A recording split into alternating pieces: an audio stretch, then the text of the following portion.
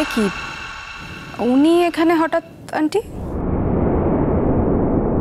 এক্ষুনি তো ওনার ব্যাপারেই কথা হচ্ছিল। তোমার সাথে কোথায় দেখা হলো আন্টি? তুমি এ বাড়িতে? কোথায় আবার দেখা হবে? আজকে তো ওর রিলিজ ডেট ছিল। আমি সারা দেশের মেয়েদের জন্য এত কাজ করি, আর ওর রিলিজ ডেটে ওকে আনতে যাব না? সেই জন্য আমি ওকে আনতে গিয়েছিলাম। এতদিন জুন সংশোধনালয়তে ছিল। আশা করি ওর মধ্যে, ওর চরিত্রে কিছু সংশোধন হয়েছে। তা এখন যদি ও সংসারের মূল স্রোতে ফিরতে না পারে, আমার তো তাহলে কাজ করার কোনো মানেই হয় না।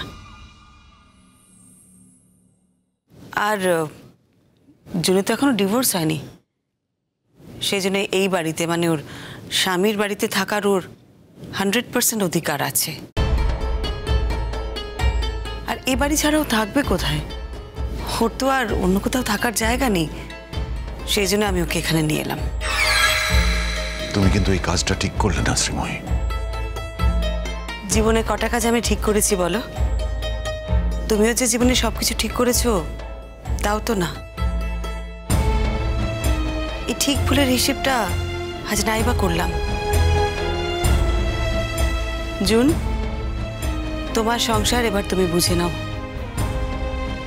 এই বাড়িতে যখন প্রথম সংসার করতে এসেছিলে, যে মন নিয়ে এসেছিলে, আজ দ্বিতীয় ইনিংসে সেই মন নিয়ে সংসার শুরু করো না। আর একটা কথা, এতদিন আমি এই সংসারেই ছিলাম, মানে এই বাড়িতেই কিন্তু ছিলাম। আমি চাইলেই কিন্তু তোমার স্বামীর সাথে খুব সহজভাবে মেলামেশা করতে পারতাম। আমি কিন্তু সেটা করিনি, কারণ আমি যেটা একবার ছেড়ে দিই সেটা আর ধরবার চেষ্টা করি না। আমি আশা করব তুমি তোমার এই সংসারটা খুব সুন্দর করে গুছিয়ে করবে, আর আমার সংসারের কোনো ক্ষতি করবে না, বা আমার সংসারকে কোনো ডিস্টার্ব করবে না, আমার ছেলে মেয়েদেরও কোনো ক্ষতি করবে না। এই শর্তেই কিন্তু আমি তোমাকে এখানে এনেছি। আমি যেমন তোমার কথা রেখেছি, আশা করব তুমিও আমার কথা রাখবে জুন। আর আমার সংসারের কোনো ক্ষতি করবে না, বা আমার সংসারকে কোনো ডিস্টার্ব করবে না, আমার ছেলে মেয়েদেরও কোনো ক্ষতি করবে না। এই শর্তেই কিন্তু আমি তোমাকে এখানে এনেছি। আমি যেমন তোমার কথা রেখেছি, আশা করব তুমিও আমার কথা রাখবে জুন। মুখের কথায় তো কিছু হবে না বলো? মুখের কথায় কি যায় আসে? কথায় কথা বাড়বে। হ্যাঁ দেখো, আমার মনে হয় সময় বলে দেবে যে আমি পাল্টে গেছি নাকি একই রকম আছি, সব সময় বলে দেবে। অনিন্দ মনে আমার সঙ্গে আর থাকতে চাইবে না, না? হ্যাঁ, আসলে কেনই বা চাইবে? আমি যা যা করেছি, আমার যা যা কাজ, তারপরে তো আর কেউ আমার সঙ্গে থাকতে চাইতেই পারে না। কিন্তু আমার না খুব অনুতাপ হয়, জানো, আমার খুব লজ্জা লাগে, আমার খারাপ লাগে। আমি এত খারাপ খারাপ কাজ করেছি, কি জানো, কড়াদের পেছনে কয়েক বছর কাটিয়ে আমি জীবনের অন্য মানে খুঁজে পেয়েছি।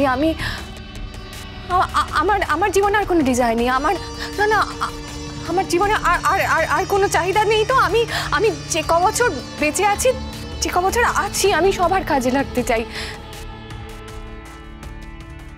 হ্যাঁ, তুমি বলেছো না আমি সেকেন্ড ইনিংস চালু করছি জীবনের। এই সেকেন্ড ইনিংসে আমি সবার কাজে লাগতে চাই, আমি নতুন করে সংসার করতে চাই। আর যে মানুষটার মন থেকে আমি একেবারে সরে গেছি, আমার স্বামী, আমি চাই যে আমার যেন তার জীবনে একটা জায়গা হয়।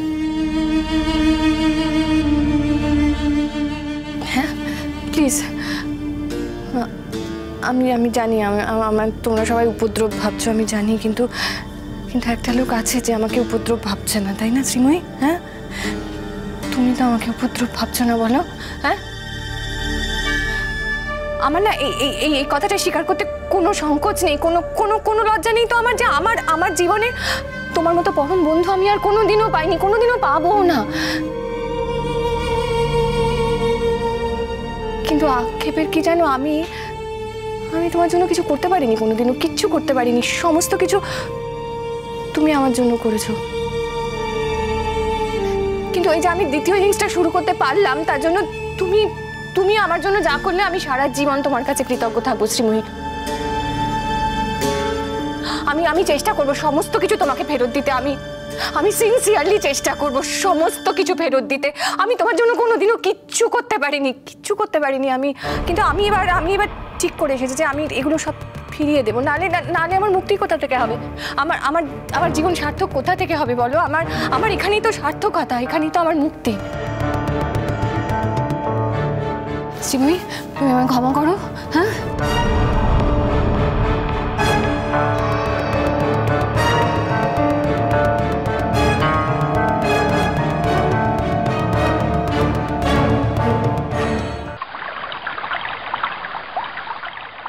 এসো মা, এসো মা, এসো এসো।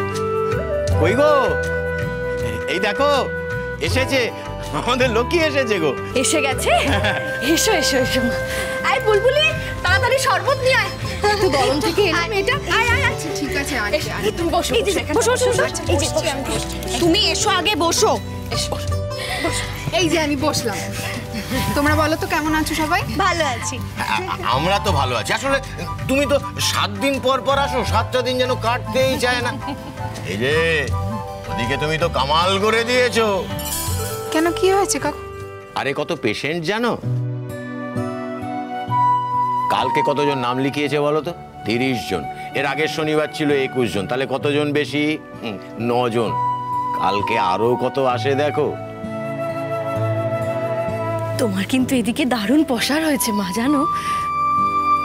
সবার মুখে মুখে শুধু তোমারই কথা। সবাই বলে আসলে কলকাতা থেকে তো আগে এখানে কেউ ডাক্তারি করতে আসেনি, তাই। আমরা জানি দিঠি যে তোমার এখানে আসতে কষ্ট হয়। না বৌদি, আমি সারা সপ্তাহে 2 দিনের জন্যই অপেক্ষা করে থাকি। সারা সপ্তাহ কলকাতায় খাটি, তারপর মাধবপুরে আসি শনিবার দিনটা। ব্যাস, একদম ফ্রেশ হয়ে যাই।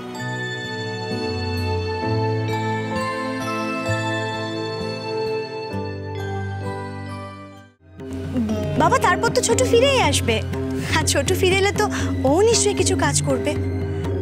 আমাদের বুলবুলি ভালো করে লেখাপড়া করলে তো ওর ভবিষ্যতের জন্যই ভালো।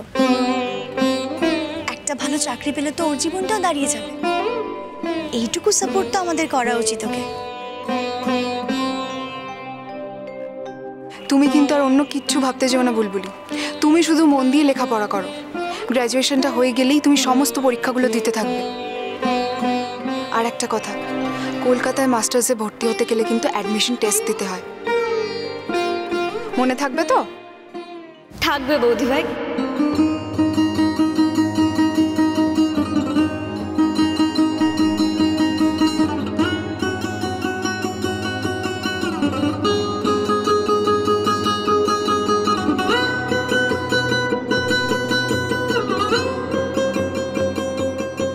কি বলছো এসব বুলবুলি? আসলে তোমাকে না ছোট বৌদি বলেই ডাকতে ইচ্ছা করে।